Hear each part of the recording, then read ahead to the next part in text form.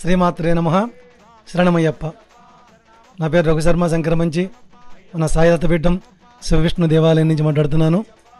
మీ అందరికీ తెలుసు, మన శివవిష్ణు దేవాలయంలో గత 10 సంవత్సరాల నుంచి కూడా అన్ని ఫంక్షన్లు చేస్తూనే ఉంటాం, అన్ని పండుగలు చేస్తూనే ఉంటాం. దాంతో ముఖ్యమైనది అయ్యప్ప మాలాధరణ. అయ్యప్ప మాలాధరణ నేను ఇండియాలో ఉన్నప్పటి నుంచి కూడా మాల వేసుకుంటూనే ఉండేవాడిని.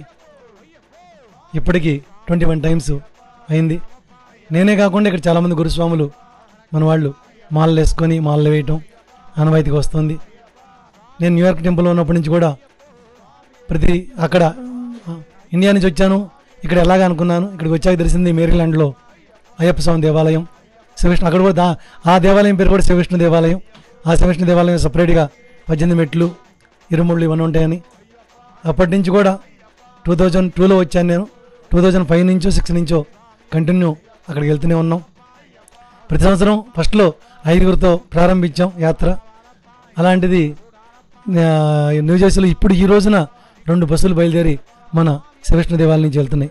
మనమే కాదు, ఈ చుట్టుపక్కల మన నార్త్ అమెరికాలో ఉన్న చాలా దేవాలయాల నుంచి, చాలా ఊళ్ళ నుంచి కూడా మేరీల్యాండ్కి ఇరుములు ఇవ్వడానికి వస్తారు.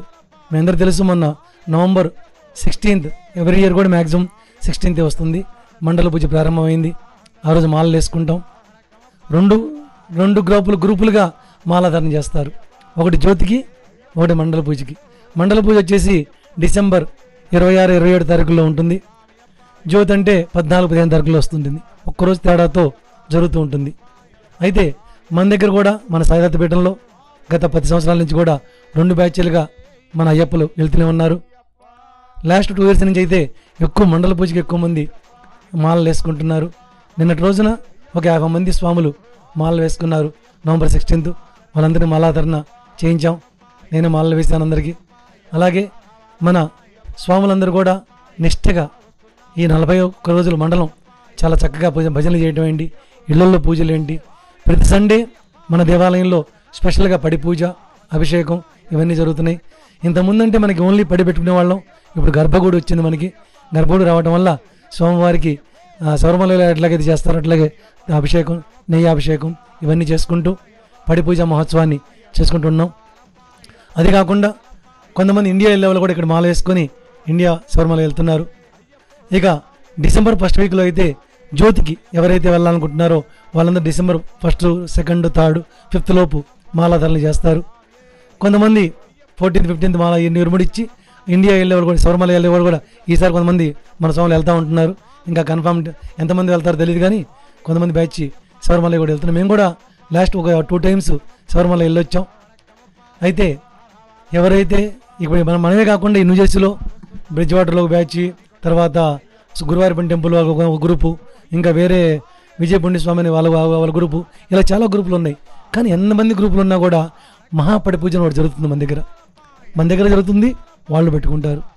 ఆ మహాపడి పూజ ఈసారి డిసెంబర్ 22వ తారీఖు. ప్రతిసారి కూడా డిసెంబర్లో పెడతాం.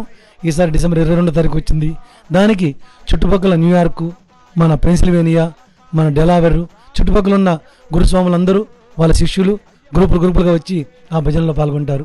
వాళ్ళు పెట్టినప్పుడు వాళ్ళకు కూడా మనం అందరం, మన ఎస్డిపి అయ్యప్ప గ్రూప్ కూడా వెళ్ళి ఆ భజనలో పార్టిసిపేట్ చేస్తుంటారు. ఇలా ఎంతో చక్కగా ఈ కార్యక్రమాలు జరుగుతున్నాయి. ఎవరైతే నిష్ఠగా చేస్తున్నారో, ఎవరైతే చక్కగా, నేను ఎప్పుడు కూడా చెబుతాను, డ్రెస్ వేసుకోవడం, మాల వేసుకోవడం కాదు, దాంతోపాటు మానసిక దీక్ష చాలా అవసరం. దేశకాల పరిస్థితులను బట్టి ఒకవేళ బయటికి స్నో పడింది, చెప్పులు వేసుకోవచ్చు, తప్పులేదు. కానీ మనసు అనేది నిష్కల్మషంగా ఉండాలి. ఎవరిని చూసినా స్వామిగా భావించాలి.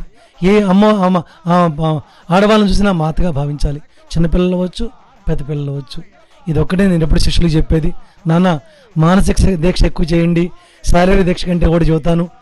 శరీరాన్ని ఇబ్బంది పెట్టుకొని చేయమని చెప్పను, కానీ మానసికంగా మటుకు చాలా ఉండాలి. ఏదైతే దీక్ష చేశామో, దీక్ష అయ్యేటప్పటికి మనలో ఒక మార్పు కనిపించాలి. ఈ 40 డేస్ కాదు, 40 డేస్ తర్వాత ఒక్కడన్నా మంచి పని నేర్చుకోవాలి, ఒక చెడు వదిలేయాలి. ఒక సిగరెట్ అలవాటు ఉంది, ఒకసారి సిగరెట్ వదిలేసి 1 సంవత్సరం, 2వ సంవత్సరం ముందు వదిలేసి, అలాంటివి ఒక్కోటి వదులుకుంటూ వెళ్ళాలి. అదే దీక్షా పరమార్థం. అలా చూస్తుంటే చాలామంది ఫాలో అవుతున్నారు. ఎంతోమంది చక్కగా తయారయ్యారు. వాళ్ళందరూ గురుస్వాములు అయ్యారు. నాతో పాటు ఏళ్ళ క్రితం కన్యాస్వాములు ఉన్న వాళ్ళు ఇప్పుడు గురుస్వాములు అయ్యారు. వారందరూ చక్కగా భజనలు చేస్తున్నారు, భజన కీర్తనలు పాడుతున్నారు.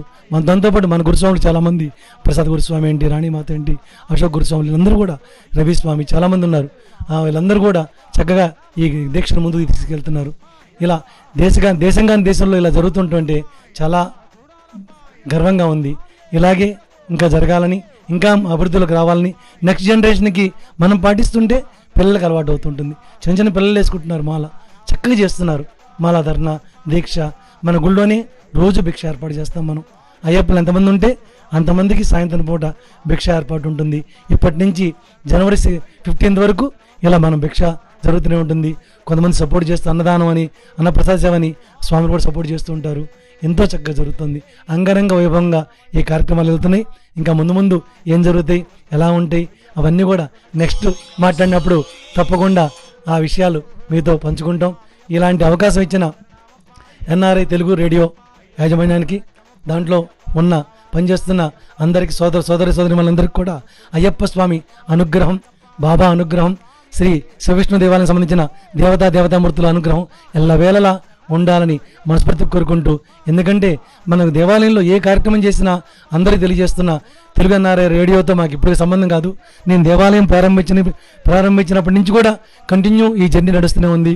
దాంట్లో ఉన్న మహేష్ మామకి, అలాగే విలాసరెడ్డి స్వామికి, వెంకట స్వామికి అందరికి కూడా పేరు పేరున ధన్యవాదాలు తెలియజేస్తూ, స్వామియే శరణమయ్యప్ప, సర్వే జన సుఖినో భవంతు, సమస్తలోక సుఖినో భవంతు. శ్రీమాత్రే నమః.